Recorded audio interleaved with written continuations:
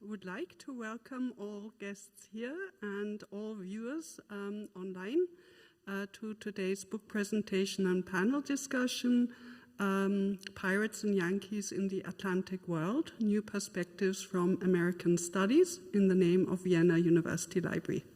My name is Karin Lach. I'm the librarian of the English and American Studies Library, which is one of the 11 subject libraries of Vienna University Libraries here on this university campus.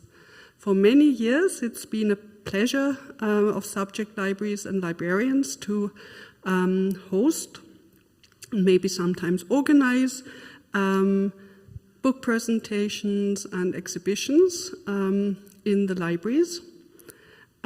Today's event is part of the University Libraries event series Erlesenes Erforschen, which has showcased recent publications by researchers of Vienna University here on this campus since the 20-year anniversary of the University of Vienna campus in 2018. The aim of Erlesenes Erforschen, which you could roughly translate as read research, so research that has been read or should be read, or excellent research, a German wordplay, has been to open up publications by university researchers to a wider public and to place their research in a broader social context. This event format has allowed the University Library, which, as you may know, is a public library as well as an academic library. It has allowed us to highlight our important role as a mediator or interface between research and the public.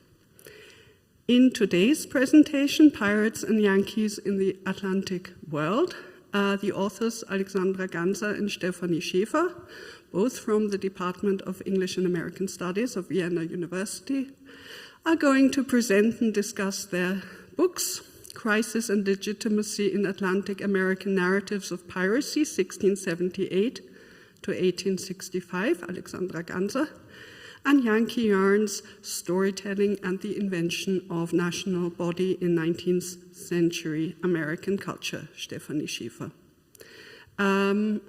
We're very happy to have them here, and we're also very happy to be joined by Heike Paul, the chair of the Department of English and American Studies of the Friedrich Alexander Universität Erlangen, who's going to lead today's panel discussion and introduce the authors. She's the director of the Bavarian American Academy and the recipient of the 2018 Gottfried Wilhelm Leibniz Award of the German Research Foundation. If you have looked at our program, even the very brief snippets about the books that you find there will show you that it's kind of obvious that there are fascinating conversations to be had about what U.S. national transatlantic cultural expressions of the 19th century and earlier meant and maybe still mean in and beyond the United States. And I think we can look forward very much to today's presentation. So please join me in welcoming Alexandra Ganser, Stefanie Schäfer, and Heike Paul. Thank you.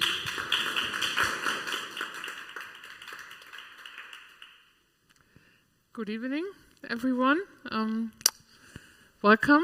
We are looking forward to a lively discussion with our two authors, Alexandra Ganser and Stefanie Schäfer, about their books, which you can see here on display.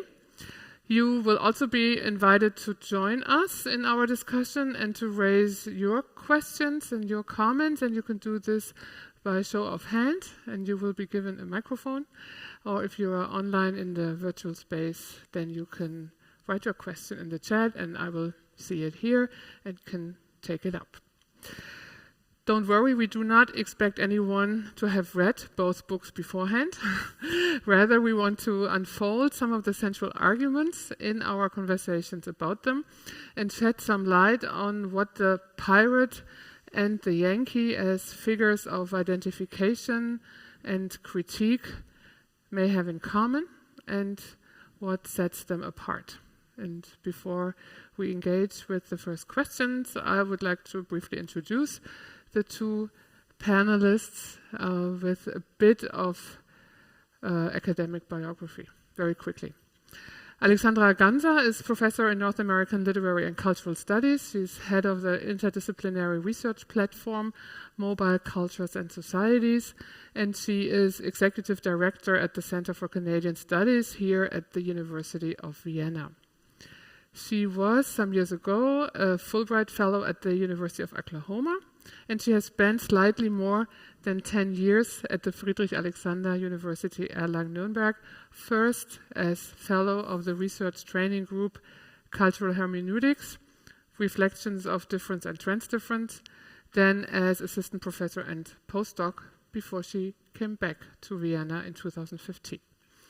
It was also at Erlangen where she completed both her PhD, published under the title Roads of Her Own, Gendered Space and Mobility in American Women's Road Narratives, 1970 to 2000, as well as her postdoctoral degree with a thesis about piracy narratives. And this is the book we will talk about tonight. She has written and edited several books, published numerous articles, and her research interests include popular culture, gender studies, indigenous studies, eco-criticism, science fiction, and perhaps just to point out, recent research interest includes a project on astrocultures and astrofuturism. And of course, the mobility of the astronaut then is in some way related, as we will see, to the mobility of the pirate. Our second panelist, Stefanie Schäfer, is currently Marie Curie Fellow at the University of Vienna with a project on transatlantic cowgirl mobilities. She holds a PhD from the University of Heidelberg in 2009 with a thesis about self-narration and recognition in the contemporary American novel, and Venia Legendi in North American Literature and Culture from the University of Jena, where she was assistant professor until 2020. Moreover, she was also a fellow at the John W. Kluge Center at the Library of Congress in Washington, D.C., and she has worked as visiting professor at the universities of Erlangen and Augsburg. Her research focuses on literary, feminist, and gender studies, visual and popular culture, and mobility studies. She has published on First Ladies of the United States, Western cultures, and many other topics. The monograph that we will discuss tonight is the publication of her postdoctoral thesis, published by Edinburgh UP last year. And I should add also that the two of them have also been collaborators on various projects involving aspects of mobility in a new American studies paradigm. This is an interest they both share.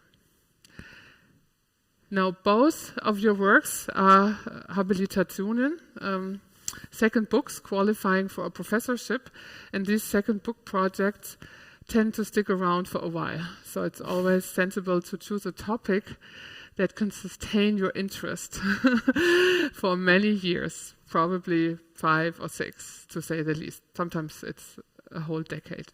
So I wonder, why, Alexandra, did you choose the pirate as this figure to engage with for, I don't know how many years you dealt with it, but I'm sure that it's been quite a bit of time. And did you ever get tired of studying the pirate? Yeah, it was almost a decade, I would say, until the book finally came out and was published, with like having a kid in between and so on. Well, the beginning was easy, and I don't think it's really that, for me at least, and for many of my colleagues that I talk to, it's not so much that you choose a topic, like you're not sitting at home and you think, so what could I write on? But usually a topic also finds you somehow.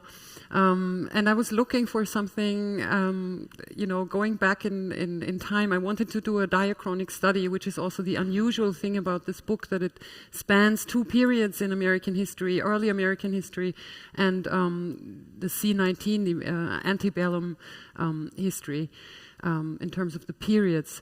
So I just went, to go to the movies on a Saturday night, and it's hard to tell this anecdote now because so much has changed since then. I saw the first Pirates of the Caribbean film, I was a huge Johnny Depp fan when I was a doctoral student, so I wanted to see this movie. I thought, oh my God, now he's working with Disney. It's not going to be good. I liked the film actually, and then I thought, well, this would be a great topic, but I'm sure that many people have written a book about this already, the pirate in American literature, not so much Hollywood film. I knew there was stuff out there, but in literature. But it was a great surprise to me that there was no real monograph on early literature on piracy from the 17th to the 19th century. So I thought this was my lucky day that no such book exists, so I have to write it. And yes, although Johnny Depp is no longer somebody who should be, well, I mean, he has been, you all probably know the gossip and the kind of appropriation also through Trumpists and other people you don't want to be associated with. So it's kind of an anecdote that tells you of another era. Okay, so depending on your age group, you can find pirates or piracy glamorous because you think of Johnny Depp or Errol Flynn or whoever you may want to think of. There is some glamour to the pirate. I'm not so sure about the Yankee. Yes, my origin story for the book is a bit different because it started with some academic frustration I discovered.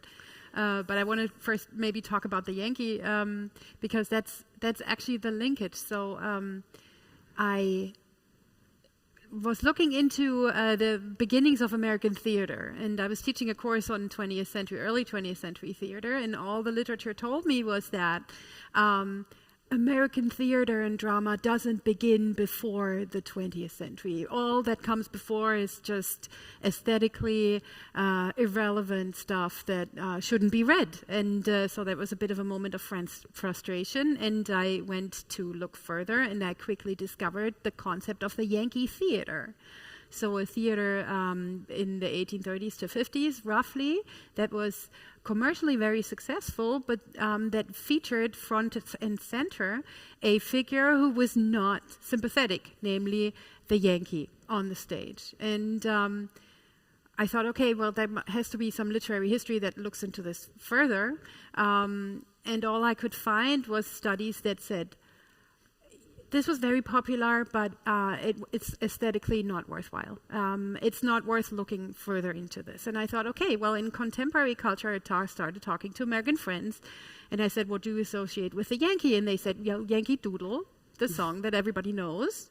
And then the New York Yankees, the East Coast baseball team, who have as their motto each year again winning the World Series, who are very unapologetic about this ambition that they have. And so at the end of the day, I thought, okay, I want to look at this figure further because it seems that not only do Americans talk about Yankee Doodle, who is a provincialist, who sits upon a horse and plays his flute on a very daily basis, and they laugh about him. Also, American Studies scholarship did the same thing, laugh about a figure that was immensely popular throughout the 19th century. And so I started looking. I went to the Harvard Theater Collection and I started looking at the Yankee plays, and this was also the first time I looked at plays on microfilm. And at some point I thought my eyes would fall out. So there's an archive experience because it's very hard-won, archival research. And then at the end of the day, I started looking above and beyond this figure, and I discovered that there are various representations of the figure throughout the 19th century that reach into the present with a behavioral self-image that Americans have of themselves that taps into various concepts of how do we want to be seen? Are we deliberately not so nice? And how does this link to the comportment of the businessman? That was my origin story. Lots of frustration there, and I wrote the book anyways because I thought it has to be analyzed because it makes so much sense for much of the international, transnational behavioral codes that Americans use. Mm-hmm, mm-hmm. I think it's important that you point out that what we find to be canonical today is not always what was popular back whenever. Yeah. in the 19th century or so. So going with what is popular or was popular. You seem to be interested in also a kind of an anti-elitist dimension or perspective on your material. But I do wonder, can you reconstruct for us where the term itself comes from?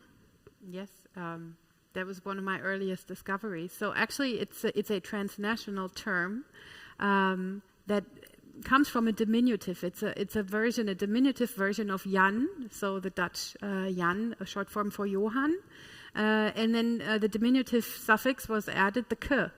So Yankee is one origin theory for this. And another origin theory for this is indigenous name that indigenous people used for the settlers when they arrived. And it's actually not really clear where this comes from, but that was a really productive opening that I thought was a good origin because on the one hand, it's a settler term that people used for themselves to say, you're not Hans, you're Hänschen, or you're not Jan, you're Yankee. And on the other hand, as a term of the people who were already there, who coined a term for the white settlers who arrived and who would, in the course of the 19th century, of course, civilize and wipe out any other epistemologies and representations. Mm-hmm. Both the pirate and the Yankee, in sort of more general terms, are, as you show in your rich cultural and literary histories, are ambiguous figures. And both are, with some exceptions, not the kind that are readily embraced and claimed as self-ascriptions. Rather, they are used often as labels to stigmatize individuals, figures, sometimes communities, and also their activities as a way to delegitimize whatever it is they are doing, along with certain positions and attitudes. And I wonder, Alexandra, if you could briefly lay out this negative side of this sort of ambiguous figure of the pirate, and give us maybe a bit of an idea of when and how someone is labeled a pirate in a specific situation, and what kind of consequences does that have? Your book covers various scenarios that entail accusations of piracy, often followed by some sort of punishment even, and so it seems to have something to do with order, with a specific form of rule that a pirate, quote unquote, endangers. Can you speak a bit about that aspect? Mm-hmm. Mm-hmm. Yeah, so the moment, the glamorous moment in which the pirate becomes somehow a romantic figure, that happens only in the 19th century, during the time of Romanticism in the early American Republic, so around the early decades of the 19th century, around the War of 1812, for instance. That's also like a heyday in which the pirate becomes an American revolutionary in a new type of literature. But before that, if we look at Puritan sermons, for instance, by Puritan ministers around 1700, or even earlier at pirate narratives, so travel and adventure narratives that were written in the late 17th century, and I looked at a specific batch of them that were published in Great Britain,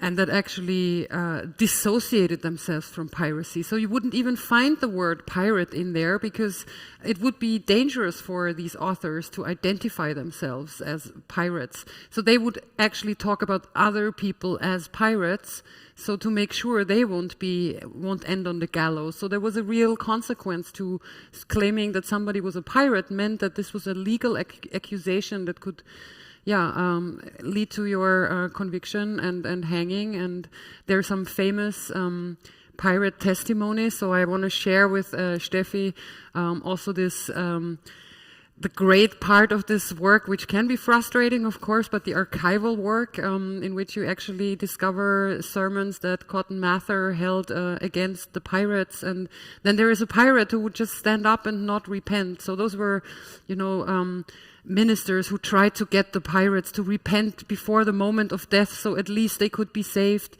in the afterlife. And very often, most of them, pirates would say, yeah, you're right, I repent, and so on. But then there are those figures, those moments in which they actually resist this narrative and insist that it wasn't them that committed sins, but it's rather their abusive masters. So you get how they were abused on British Navy ships, for instance, and how they had to, that the real pirates are those who are not on the gallows right now, but who are exploiting laborers at sea, sailors, who are pressing them into service in Great Britain. So that's the one kind of side in which it flips somehow from this very negative type of criminal, basically, that had like real legal consequences. In the narratives, the travel narratives and the adventure narratives around 1700, it's also very interesting that the narrators really first they explain that they themselves have seen everything, that this is really a witnessing testimony, that this is not fabulation, so this is not something that's invented, but those are real, and the category of the real was really important in the late around 1700. Because not so much was already known about the New World. This was the early phase, first kind of globalization. So a lot of testimonies from the Americas, the New World, were sought after in Europe.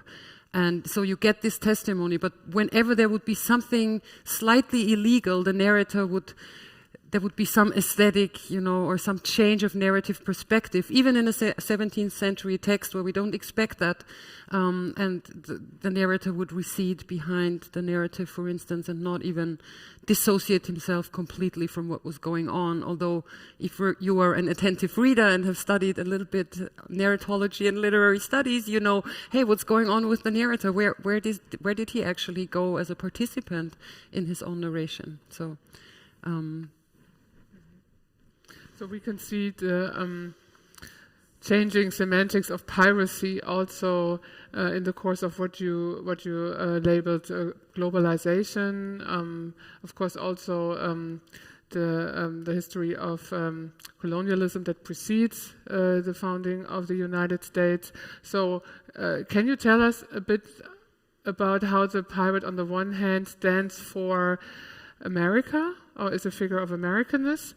Or how he maybe is also to be seen as a figure who transcends the national discourse and becomes really kind of a global player in your sources? Yes, that's a very important question, also because the pirate very often is seen as a British figure rather than as an American figure. So before mostly he, but there were, I think we're going to talk about female pirates too. But mostly those figures, they were first of all British heroic romantic figures under Elizabeth, the sea dogs, the famous British sea dogs. And that was interesting to me, how they became an American figure after the Revolution that was actually saying like an anti-monarchical figure, a Republican figure, we could say, in its insistence of rebellion against something that is unjust. So those narratives of the 19th century always tell us that the pirate is fighting for a just cause. And he is made into a pirate. So we also get stories by black people, pirate narratives that actually are saying, well, who's the pirate here? The pirates are still the people who enslave others, who are, stealing people from Africa. Those are the pirates, but you're condemning me as a pirate. So there's a lot of also like human rights talk going on in the 19th century, across this figure or negotiating these things through this figure. What is just, what is legal, what should be legal, what is the law in America, trying to get away. But I always see the pirate as a transnational, in this transnational dimension. And then, of course, with Hollywood, the figure truly became a global figure. But in the 19th century, we do get the rebellious discourse. And if we look at British fiction in the 19th century, where pirates are all over the place in adventure fiction, they have a very different function, because they are much more like training for empire, like boys, like we would say playing cowboys and Indians in the United States, which is kind of the rehearsal of the conquest of the frontier. like among children, and the same function. The pirate had the same function for Great Britain, and only later became Americanized. Yeah, so he's always been a transnational figure, and it's easy to appropriate, I think. And I think that's also why you chose as the title of your book to speak about crisis and legitimacy, right? Your book is not about piracy in the Americas, but it's really also to pinpoint the function of the pirate in these discourses, negotiating, nation building, and kind of the reconfiguration of the nation through various crisis moments. Yeah. Now, the Yankee is maybe in contrast to the pirate, not a figure that we connect to boundary crossing or a norm violation or rebellion or violence. But when we think of some sort of stereotypical notions of the Yankee, we may think of backwardness, lack of sophistication, sort of narrow-mindedness, lack of culture. I don't know. So I wonder where you pick up with these sort of cliched assumptions about the Yankee, and how do you complicate these ideas with regard also to discourses of nation building? Because I think the Yankee also plays an important role in the very same discourse, albeit in different ways. Yeah. So interestingly, I mean, he's an invention of British culture. So the first talk was about Americans by British troops who were touring in colonial times, who said, how do we put this Yankee, how do we put this American on stage? We don't know how. So they did an over-exaggerated version of him. And this version then became a willful self-representation. But the important thing is that at the founding of the United States, there was a kind of a hysterical moment or looking for a proper national culture.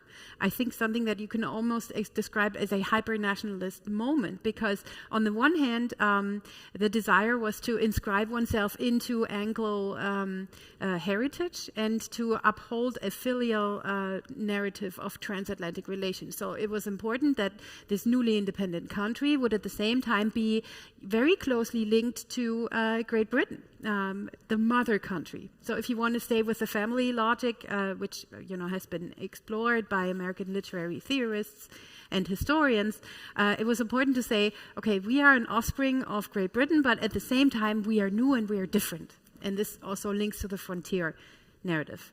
Now, this difference is first linked to provinciality, which is then turned into something that's positive, because it's not soiled or it's not tarnished by elitism, by a feudal system. It's all new. And it's all nice. So this sweet talk that happens, that the Yankee executes when he starts trading, is really an experience of being unrelated to anything else.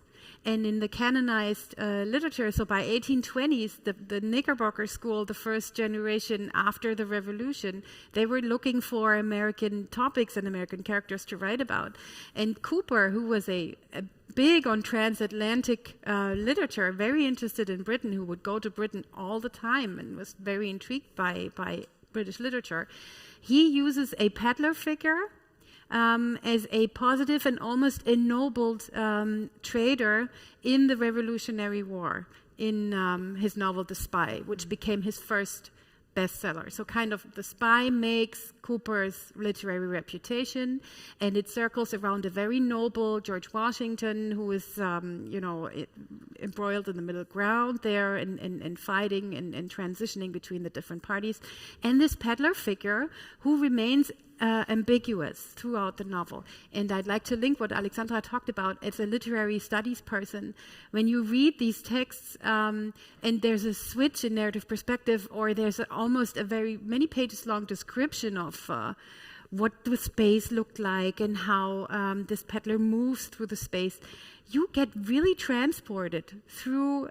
I mean, it's an aesthetic experience also. I get transported through the centuries, and I liked reading those texts which as a scholar, you hear about it in the introductory course and you take it from there.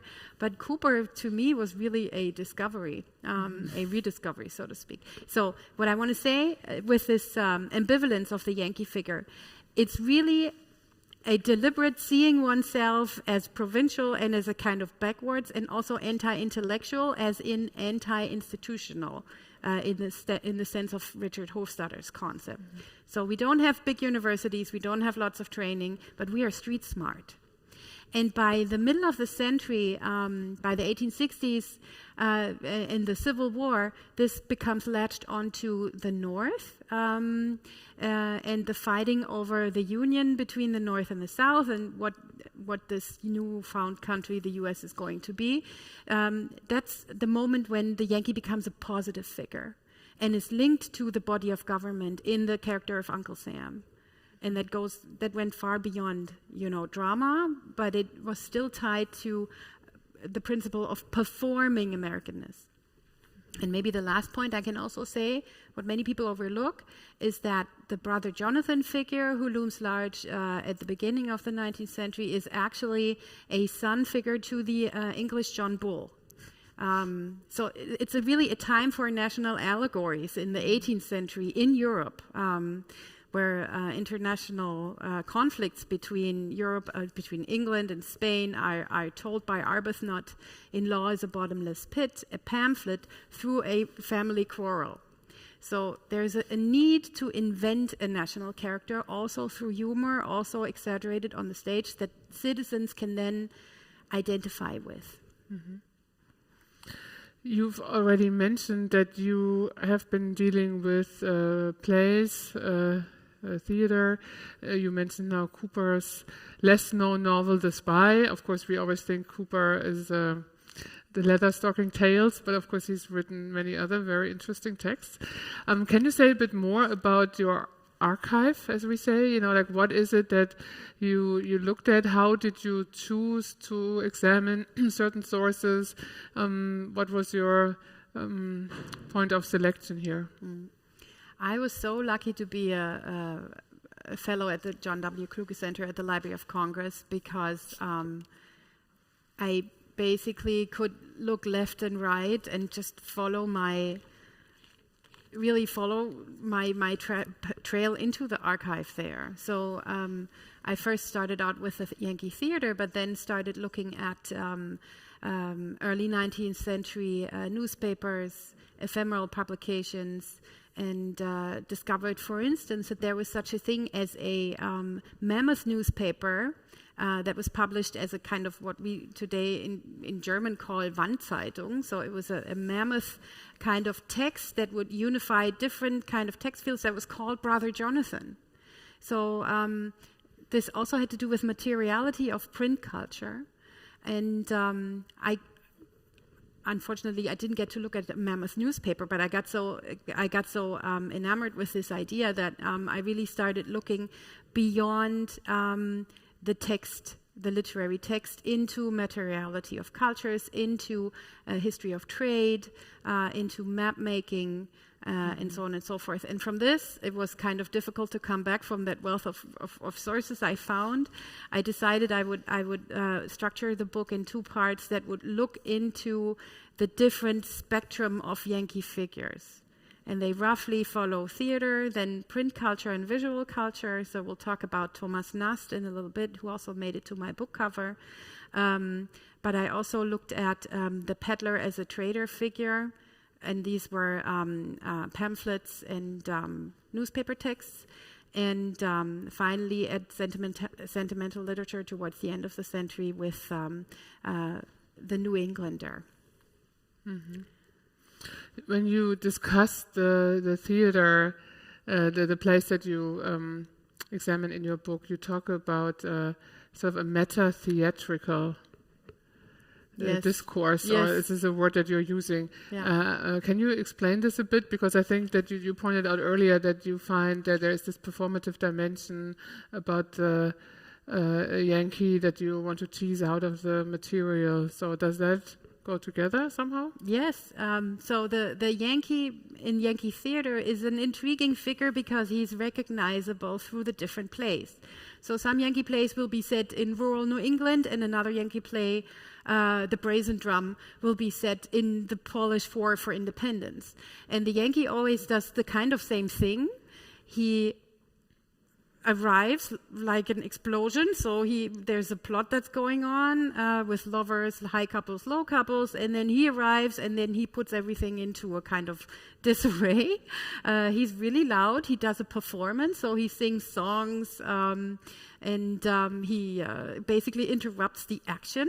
He often acts as a comic relief and a commentator, thus drawing the audience's attention to the fact that they are in the theater and that they see a play that features an American and a Yankee. And that's what I mean when I talk about the meta-theatric sign, because a usual playbill would feature, let's say, 3 plays. First, a Shakespeare play, then a Yankee farce in the middle, and then another more contemporary, maybe melancholy drama.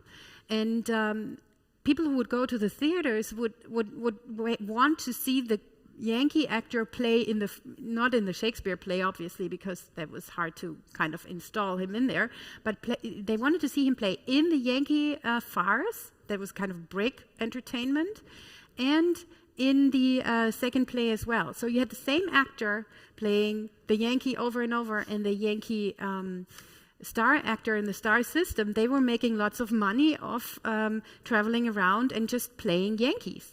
And people would know this. So they would go to the theater to see this and this Yankee actor. There's a series of 5 or 6, depending on how you want to define it.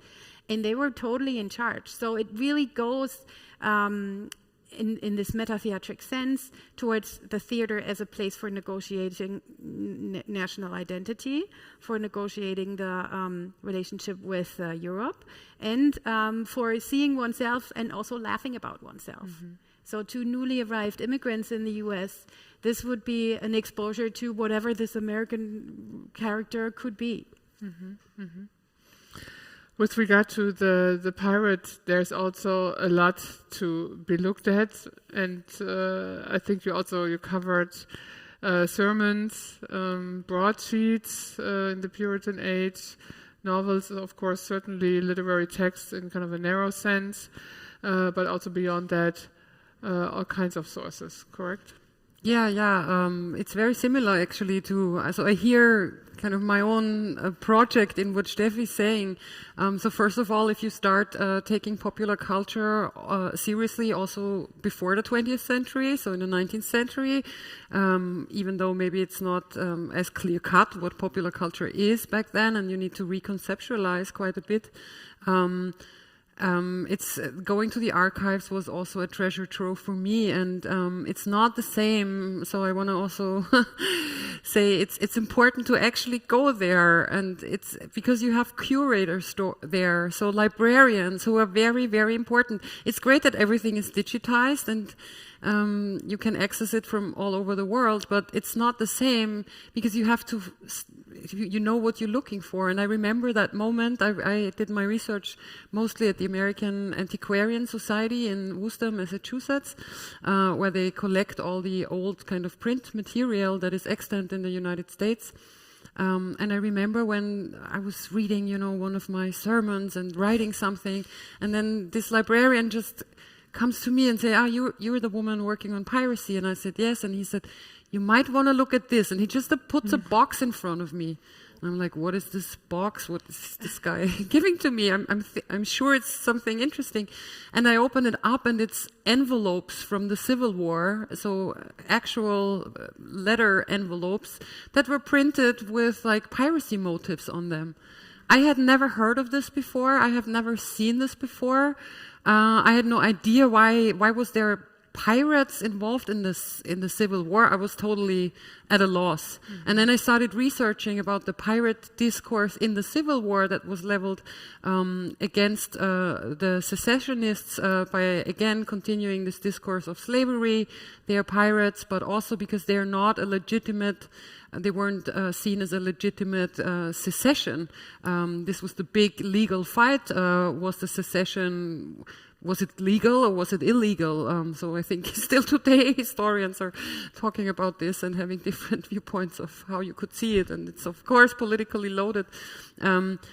But I would not have even thought of this genre that you can look at old like letters. Not written letters, but the envelopes to the letters that also maybe have never been used, and find a lot of cartoon figures, so satire also, the way the pirates are depicted. So for me, this was like 1860s cartoons that I was looking at. So a whole different genre. I hadn't known this existed. And the other discovery, like for me, I made at the American Antiquarian Society is that the image that we're going to look at later on, where I discovered a whole genre in which the pirate, like the Yankee, also loomed large, which was what came before pulp fiction. So pulp fiction is actually, as a word, as a term, only comes with the later 19th century. But before that, there were steps before that led to the development of pulp fiction, and they were called novelettes, so very cheaply printed, full of printing mistakes. The easiest English that you can imagine, but this was produced also for immigrants, also to make immigrants, to tell them the history of the United States in a version that they wouldn't maybe go to school, or they wouldn't read a history book, but they would read, a cheaply printed, available pamphlet, more or less, with illustrations in there, with, pictures. That was important. So once you start taking this seriously, it's not bad literature, but it's really important as a text that communicates something in this society of the 19th century, in which immigrants have to be somehow included in the national narratives of the revolution and emancipation from Great Britain, and who are we, and so on. So how do people become Americans? Also by reading these easily accessible and also easily written in a way that you didn't need to know a lot of English in order to understand that. And I think, that was an amazing moment for me to discover a genre that I just hadn't known existed. I knew pulp fiction, but I didn't know what was there before. Yeah. So from this episode of Archive Fever, absolutely, yeah. To the material, perhaps we can see the first slide with the image of that you've. You have to press it. No? Yes. Okay. Yeah, Alexandra, that's actually yeah. So should I just Go ahead, continue? yeah. So this was the image I was already, or the cover image of one of those novelettes that I was actually talking about. So I not only discovered that there were, and I could have written there are hundreds of these types of books, so about 100-page long.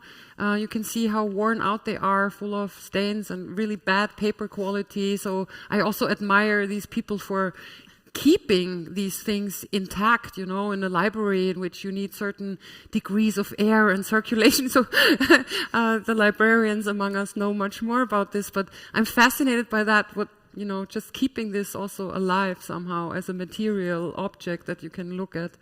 So not only did I discover this for myself, discover this genre, but also I found out there were female pirates too in popular literature. So of course Anne Bonny and Mary Read, those are kind of the two typical female pirates we know from the 17th century. They were also models for some of the Pirates of the Caribbean female characters.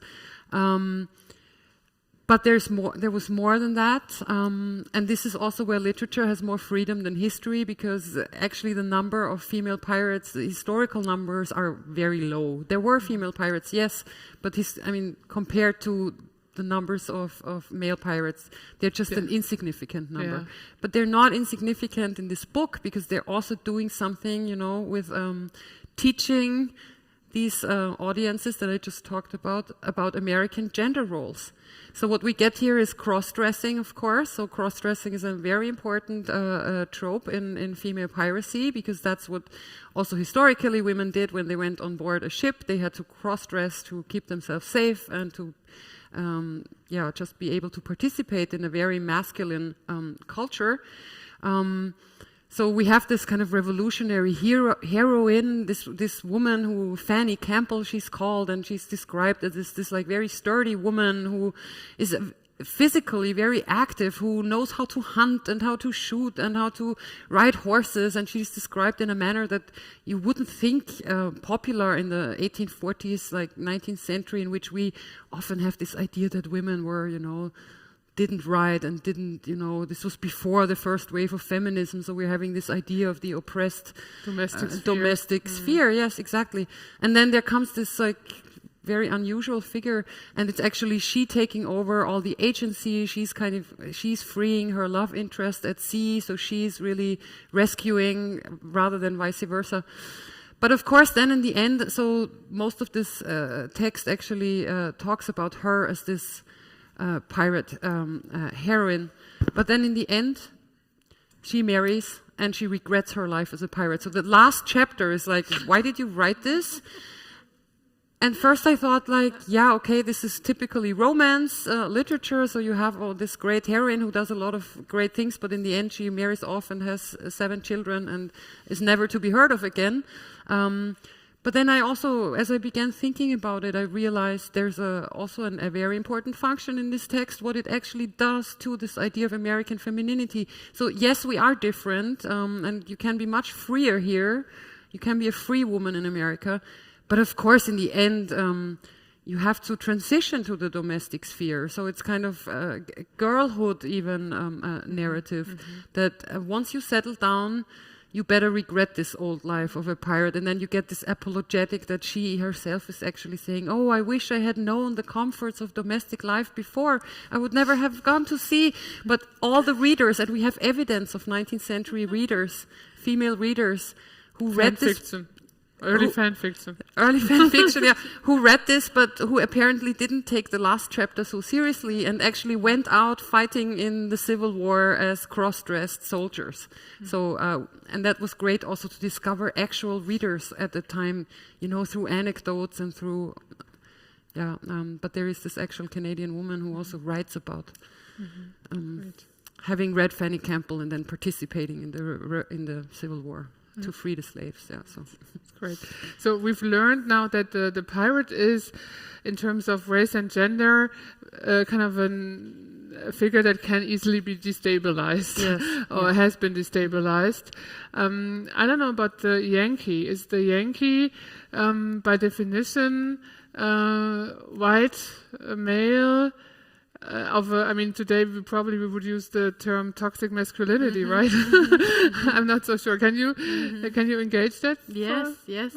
So that's the whole point, because in the beginning, the model of citizenship was limited to white men, and so the ideal would have to be white and male, and in the founding there's not so much talk about class, but Dana Nelson has written about this concept of national manhood, which happens in fraternal contest, and that then is linked to nation building. But it's interesting also because the Yankee is a bit of a loser when it comes to wooing, and one of the earliest provincial texts, George Fessendon's Country Lovers, which I have in the appendix, was published many times in newspapers, and it was basically a collection of Yankee rhymes that collected what the Yankee was saying to his beloved, and she doesn't hear him. She has no interest in him because she's a Yankee gal. So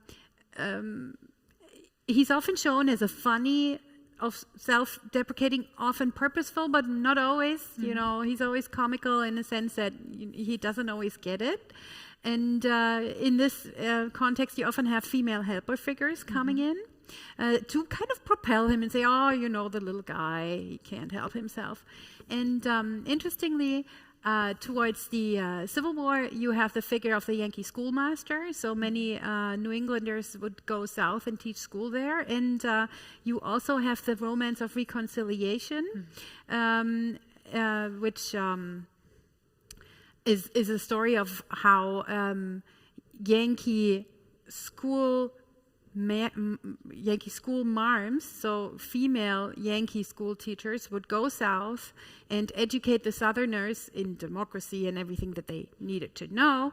And then at the end of the day, you often have an educator figure that is a Yankee girl that goes down south and stays there and does the pink collar work, the educating work. But in the Romance of Reconciliation, I should also say, you often have Yankee industrialists who go south and build a life there and marry a Southern belle. And from this symbolic union, springs whatever you want to call the new, renewed America. But it's limited to whites, and it's often inscribed in that Anglo-racial identity. So there's, in the beginning of the 19th century, there's lots of talk about how Yankees look. And they have long dangling arms, and they basically, look Anglo-Saxon. And there's a whole school of critical whiteness studies who has explored this. Ended by the Civil War. Often the Yankee as a representation of the American government is linked to Abraham Lincoln, who was super iconic, so whose image was displayed in many ways, specifically after his assassination. And you've also brought a...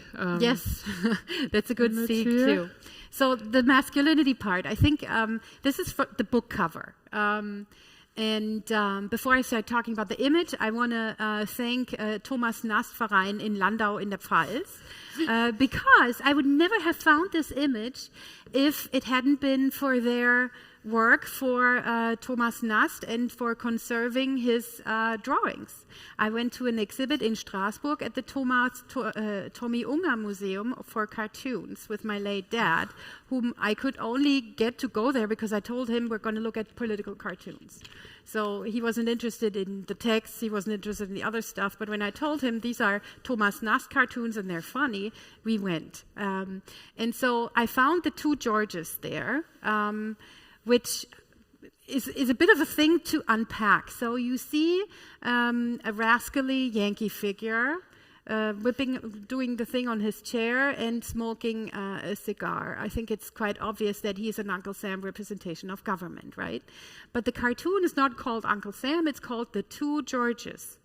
You see the two Georges in a historic painting on the wall. And these are the King George, Revolutionary King George, and George Washington. And they say to each other, so this is King George. I say, George, Daddy, is this the free and enlightened cherub for whom you fought? Don't you think you had better write another farewell address to him? So it's really 100 years after the founding, a disavowal of the founding and of this logic of family ties across the Atlantic, where both the daddy figures, both the English king, from whom the Americans broke away, and George Washington, the noble first president and Revolutionary War hero, are disappointed with this rascally government, which is, and I took out two details here. The first one is he already has his leg in a bear trap. And you see these graffitis on the wall, which I love it that Nast displays them not as graffiti, as handwriting, but as kind of a print. So this is a rendition of a government building, authoritative building, like a museum that has paintings like this on the wall and the columns, right? And you see these two quotes here, graffitis, "Beware or we will let the devil loose." So it's a very deliberate saying, we don't care for any norms. We would rather, be wild, and we can escalate this international debt crisis at any time. And then the second one, what care we for abroad or at home, with a little hangman's graffiti drawn under it. So the criticism that Thomas Nast, who is a native of Landau, in the Pfalz, took over to the United States when he became a political cartoonist, is really a very outspoken commentary on contemporary policies in the 1870s. There was a huge debt crisis, and he did not agree with what was going on. So he uses this multi-layered text of images that people would recognize and of historic discourses. And what I particularly enjoyed is the second detail that you see in the right-hand low corner, because where Thomas Nast signed this cartoon, as he did all his cartoons for Harper's Weekly. He would publish on a weekly basis and basically change the course of politics in New York and beyond. And here he has his little signature, and right next to the signature is Uncle Sam's little knife. And to me, that was the discovery that really made me very happy, because the Yankee figure often is shown whittling as he tells stories. So he has a knife and he whittles at a piece of little stick, and as he tells the story, the little shards from the wood go away, and at the end he doesn't have anything in his hand. But the whittling and the storytelling go together, and it makes for a performance of American storytelling that is embodied and that needs an audience. So here he sticks his knife in the ground as if he doesn't care, and Nast does the same thing by signing his name right next to the knife.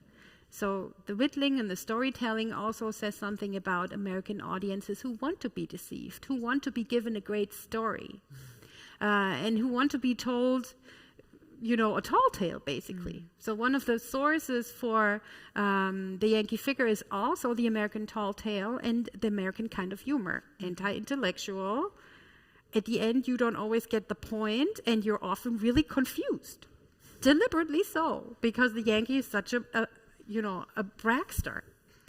And this cherub, ironic angel figure here, is the same kind of bragster who doesn't give, a fig about going left or right, national, international debts, I don't care. Beware or we will let the devil loose. That was Nast's criticism in the 1870s. Mm-hmm. Oh, thank you. Are there any questions here in the room or online? If you want to ask a question, then you can take the microphone, and then we'll all hear it. Yes, go ahead. Mm-hmm. Mm-hmm. Yes. Should I press this?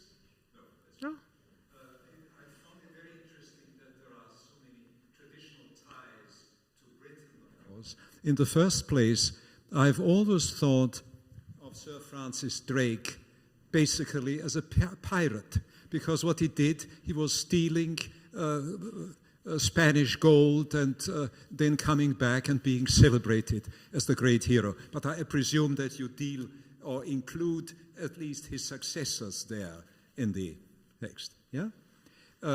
Could I ask a second question or point, if you don't mind, about Brother Jonathan, of course. In the genealogy, of course, which you must have explored in great detail, of course, what everybody knows, perhaps from an introductory course, is his appearance in the contrast. Is the genealogy of this figure, is that very far removed from the beginnings? I mean, I didn't hear it fully, but I presume you referred to the British origins of what that was, that the family yes. conflict with the relative Arbuthnot. Oh, Arbuthnot. Okay, fine. Is yes, the reference? Yes. How far is that removed already? Are there many intermediate steps towards that? And can I add a little additional question? Apparently, in early Canadian literature, there is also an appearance which I recall yes. when the peddler is shown as being a very successful seller of material in the Atlantic provinces and sells clocks they wouldn't need at all. Yeah. Is that part Yes. of the tradition? Yes. Thank you. First, Francis Drake, and then the second. Do you want to say something about that? Was Francis Drake a pirate, yes or no? It depends on who you ask. The Spanish would always say yes, of course. The English would say no, of course not, because he had, at least at some, not throughout his career, and we know... but he was backed by the British Elizabeth I, so the Pirate Queen she was called. She was not just, I learned in my introductory course that she was the Virgin Queen, but I didn't learn that she also was the Pirate Queen. So she was called the Pirate Queen because she had the so-called sea dogs like Francis Drake kind of beneath her, although this was like a century earlier. So I'm starting with my study only in 1678, and this was like the late 16th century. So I haven't looked too closely to all those stories. I could have, but I was more interested than also the pirate as a scientific figure reporting from the New World, and this is what you get. Drake also had lots of reports, so I could have started even a century earlier, but I refrained from doing that and chose as my first, why 1678? Maybe that's an interesting, it's not an important historical date in that sense that you would know, but it's actually when the first text that I'm studying in this book is published, and when it's a really transnational text is published, namely Buccaneers of America by Exgamelin, where it's not even clear, was he Dutch, was he French? There's a jumbled history of authorship. It's probably some sort of collectively authored book. And this is when the pirate starts circulating much more in this literature transnationally, beyond just Great Britain. Yes, so of course there's a very quick through line from Arbuthnot to Brother Jonathan and then on to the Uncle Sam and the 19th century figures. Royal Tyler is the introduction text that you talked about, Introduction to Literary Studies. It was basically adapted by Owen Sheridan's School for Scandal, a very successful British play. And the only addition was this Brother Jonathan servant figure who would, have difficulties going to the theater, was confused about city life, and at the same time it was also a celebration of the Revolutionary War and an American colonel figure who, gets to marry the girl in the end. So Brother Jonathan was seen on the one hand as a brotherly figure, on the other hand as a son to an English or British mother country and the crown. And by 1820, what happens, and that's so intriguing, is that with the Knickerbocker School, we often talk about Cooper, but an overlooked figure, also for reasons of maybe aesthetic originality, is James K. Paulding, who was also a politician and Cooper's brother-in-law, I think. So they were all kind of, sisters, brothers, everyone. It's all in the family, more or less, in this Knickerbocker School. But Paulding starts writing a series of articles that's called Brother Jonathan or Saint Jonathan anonymously, which he publishes in Knickerbocker Magazine. And those texts posit an American hero / allegory. So he was very hard at work trying to establish an American hero figure who could at the same time serve as a carrier of sympathy and then as a impersonation of international relations that the Americans had with Europe. And so this allegory doesn't go very well until the beginnings of the world exhibits in the 1860s in the Crystal Palace, London Crystal Palace exhibit, and then the Philadelphia World Exhibit, where you have this comparison between what do the English do, what do the Americans invent. And everybody brings what they have and they display it and they say, this is, how we are great. So it's a quality of showmanship attributed to Brother Jonathan where he has to kind of make it. And it's so, thank you for raising Halliburton and Sam Slick the clock peddler, because that's the flip side again of this Yankee figure. So Halliburton's Halliburton was a British colonial subject writing in Nova Scotia, and he is responsible basically for launching Sam Slick, the clockmaker, as a peddler figure in the 1830s. And those are humorous texts in which an American travels around with the squire, a blue nose from Nova Scotia, who really has nothing that marks him apart from anything else. He's really not special, the narrator. But the Sam Slick figure, the new American, is a bragster, a super salesman, and he uses a specific technique that's called soft solder. So talking to people in a way that makes them want to buy things, and then his knowledge of human nature.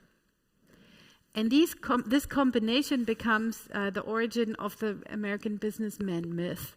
And so there were real peddlers traveling from New England forth into also up to Nova Scotia, selling clocks, Yankee clocks that were manufactured in New England in the 18th and the early 19th centuries. But often those clocks wouldn't work for very long. The innovation being that they were small clocks that you could put on the mantelpiece, not the big grandfather clocks. So they were easy to transport and just to put there and to be displayed as a kind of a, object for showing off your richness. And the wooden clocks and then also the wooden nutmegs became something that the Yankees would trade, where they became representative of this being tricked or being had by Yankee tradespersons who would come along, talk the soft solder, and make you buy wooden nutmegs, and once you bite on them, your teeth fall out. So it was a kind of a decoy or a cheating or a fraudulence that was part of the Yankee display, and that people talked about like, well, if a Yankee comes to town, he will make you buy things you don't need and things that are dysfunctional, but that's because the Yankee is so great. So it's really linked to this North American quest for having the new man, this American new man, and then the squire in Halliburton, the representation of Canada, what would later become Canadian identity or whatever that would be. He really doesn't know what to do with it. He's really helpless. He kind of envies the Yankee a little bit, but then he also says, oh, this is a very, rascally way of going about business. So there's a North American triangle that happens in the relationship of this Yankee character. Thank you for your questions. I have a couple of questions from the virtual audience. The first question is, I think it's also to you, Steffi. Are there any connections or interactions between the Yankee as a trickster and storyteller and indigenous trickster figures? So what about the, I guess, ethnic properties of the Yankee? No, not that I found. That's the short answer. The longer answer is that the history of American humor and this tricksterism that I just talked about is marketed throughout the 19th century quite up front. So it's important that humor is something that's performed by men and by white men to kind of white audiences. And we have other figures, Brer Rabbit in the African American Archive, we have other humor figures who get discarded along the way. So this tricksterism, that's why I'm kind of, kind of doubtful about using a trickster logic here, is clearly in the service of promoting white male citizenship. Mm-hmm. The second question that has come in is kind of a more general question that I guess asks you to step away from the pirate and the Yankee, because it asks you whether there are contemporary figures in the widest sense in American culture that are somewhat comparable to the pirate and the Yankee respectively. Or is it too early to tell? Alexandra? Well, for me, I'm not sure I would find other figures. The pirate, so it's interesting where the pirate has gone. And somehow, I don't know if it's a coincidence again or what's at work here, but in my new project, which deals with outer space mobility and how this is like outer space colonization and commercialization and militarization is brokered to us also via pop culture and films and TV series and so on. I was surprised to find the pirate again, and actually the analogy in terms of the legal analogy of the international waters and outer space, which are both of them, I mean the sea much more now, but they're legally very ambivalent and ambiguous territories. So there is of course an outer space treaty, but then only so many countries sign it, and other people make their own like national treaties. Again, it's about the relation between the national and the transnational, or like global or international law. That would be the more precise term for those legal aspects. And of course, we get the same logic again. So I'm sure many of you know The Martian, either the film or the book with Matt Damon playing. I forgot the name of the protagonist, but Mark Watney, and he actually calls himself. So yeah, I planted a flag on Mars. So now I own Mars, and officially I'm a space pirate now, because he knows this is not legal according to the international statutes, that outer space belongs to no one. And yet we get all those scenarios right now through popular culture and television, in which not just the US, of course, China and other nations, spacefaring nations.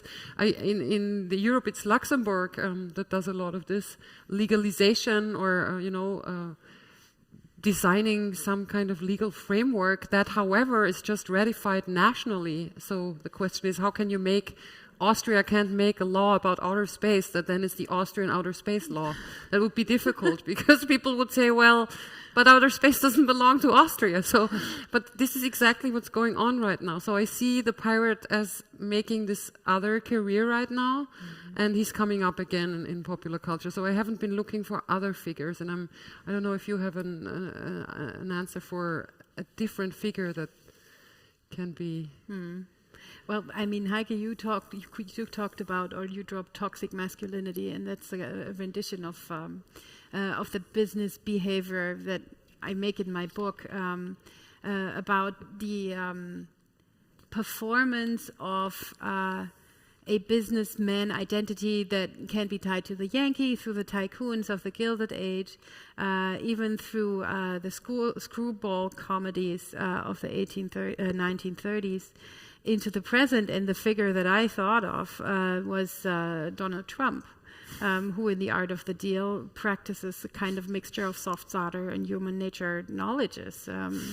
And he also has come to impersonate the image of the not-so-friendly American, and an anti-intellectual kind of style of politics that was not invested in facts. So and the way that he tells stories, and that he keeps, audiences enthralled with his performance, was something that I hadn't imagined when I started working on the book, but that then with the 2016 campaign and the elections kind of scared me a little bit. So I do think that whiteness and toxic masculinity can be examined through ways that I constructed my book critically. That was my main point. So I think the Yankee stands for an America that wants to see itself in a certain way, and that kind of also, maybe this book can be used as a kind of starting point for critiquing whoever gets left out and who doesn't get a voice and who doesn't get talked about in this great representation of Yankeedom. And you have pointed out in what you said about the figure and the presence in various cultural productions that there is a self-reflexive notion, that there is also a sense of irony and all of that. So when you draw the line to the present, then it seems that we end up with a rather impoverished notion of the Yankee. I think one of the new books that has come out about the Trump presidency is actually called Confidence Man, and I think Confidence Man is a term that you also use for the Yankee. Okay, so we, in response to your question, have not come up with new types or new figures, but we have brought the two that we've been talking about up into the present, and I hope that's also a satisfying answer. So it is in some ways still the Yankee and still the pirate that we are seeing in various realms of culture, popular culture, political culture, and so forth. Yes. Do you have a question as well? Can you wait for the microphone? Yeah. Can we have the microphone up here and then first here, and then we have another question. Then I will hand it over to you again.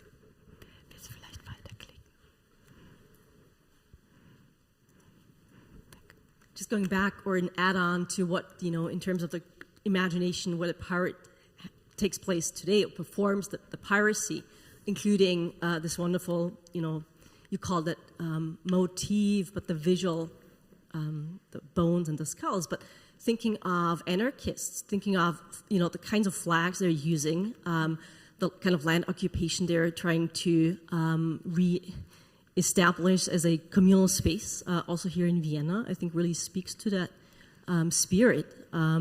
So it's no longer claiming an island, but rather, stealing the land of the country to open it up to new forms of agriculture, new things, attached to land laws.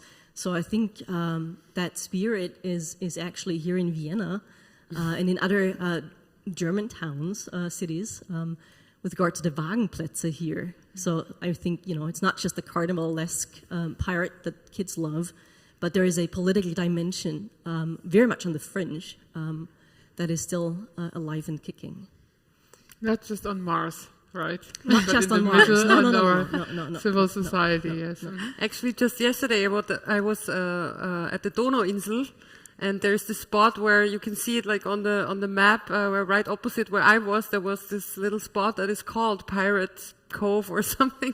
I was like, yeah, even the Danube has its pirate nooks, and I know there were some installations also for children. But sure, the question is, do you take it seriously? Yeah, so we find the pirate, of course, during Carnival, kids dressing up as pirates, Halloween coming up soon, and so on. But I also think it is something, there's also something serious behind that in the sense of what new forms of community. We haven't talked about this utopian moment of the pirate ship as a new form of community, as finding new social forms. And maybe as a last anecdote that might stick to you, that was also an eye-opener to me, was this discovery of this whole system of matelotage, so meaning they self-organized on pirate ships in the 17th and 18th century, and they developed the first kind of pension system. So if you were on this ship and you lost a leg in a fight, you were cared for by the pirate ship, the next prize. I also have to add, you were also cared for by being given a slave. So we shouldn't think that pirates were, always rebellious revolutionaries who were against slavery and so on. Pirates also had slaves, so they did whatever was opportune, and then they sold them again, and they had a social contract system, also in terms of a homosocial system. Matelotage was meaning that you were looking for a partner on ship, and you were mated, you were kind of married. And so we had gay marriage, where actually one partner could inherit something to the next, bequeath something to the next person, to the partner, was actually in effect in the 17th century, because they didn't have wives, they didn't usually have a landlocked existence somewhere and just went on a little pirate cruise, but they very often lived at sea and had their own kinship systems, if you will. Just Ishmael and Queequeg, right? No, that was totally current at that time for any kind of non-Navy non-official vessel. So among whalers, you would find the same system, of course. Linebaugh and Rediker say this has been developed on the pirate ship. I wouldn't, fight about whether this was developed on the whaler or on the pirate ship, but ship culture, yeah. Thank you. And the question in the back.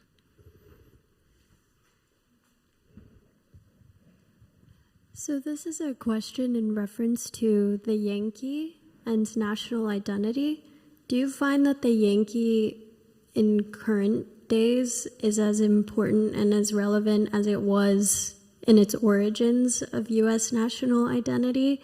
And also another question of, do you find it to be associated with one party over the other, or does it transcend both parties? I don't think it's as front and central as it used to be in the 19th century. When you look at maybe Hollywood blockbusters, representations of American engagement abroad, sometimes, you have this graffiti on the walls, Yankee go home. So it's often also linked with the imperialist project and re-education scenarios. But I think in whatever it may be that might be U.S. self-reflection as a culture, it's not as present as it used to be for obvious reasons, because diversity and gender play huge important roles for negotiating what Americanness may be. The second question, Party alliance. the party alliance. This is a huge question, and I only have a hunch, right?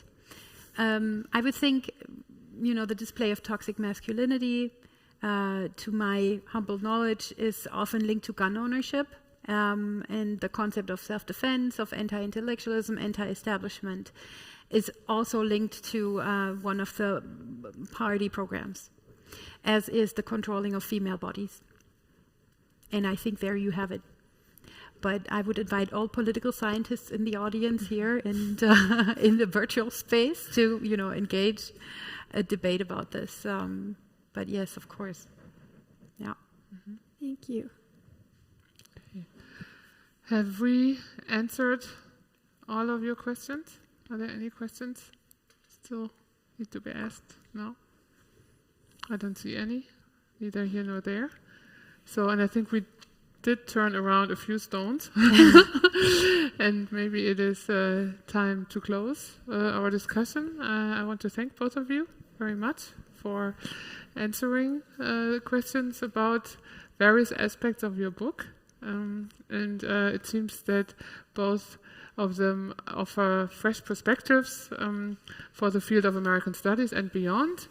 I think the links to popular culture studies, to historical reconstruction, to forms of globalization and how do we encounter globalization in the 19th century or even earlier. I think these are all questions I think worth pursuing with regard to the Yankee and the pirate. So thank you very much. Thank you for coming and for your questions, and have a nice evening. Thank you. Thank you. I think there's a glass of wine. Should we say? Be some wine outside, so help.